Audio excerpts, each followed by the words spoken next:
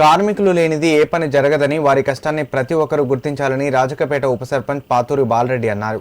సిద్దిపేట జిల్లా దుబాక మండలం రాజకపేట గ్రామంలో మేడేను పురస్కరించుకుని కార్మికులందరికీ శుభాకాంక్షలు తెలియజేశారు.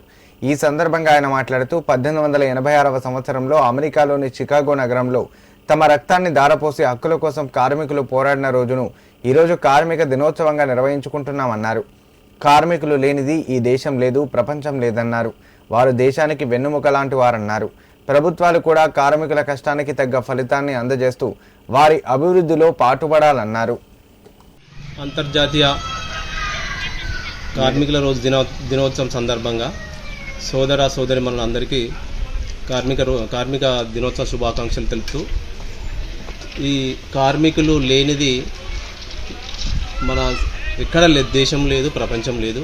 వారి కష్టమే, వారి చెమట చుక్కలతోటే వారు లేనిది ఏది లేదు. వారితోటే ప్రతి ఒక్కటి ఆధారపడి ఉంటుంది.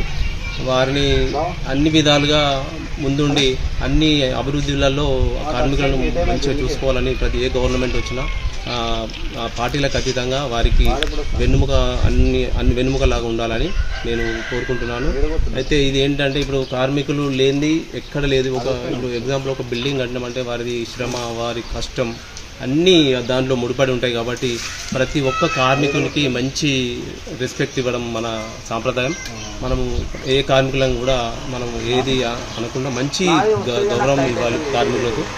అట్లాంటి వారు లేనిది ఏది లేదు. కాబట్టి ప్రతి దాంట్లో వాళ్ళ భాగస్వామ్యం ఉంటుంది.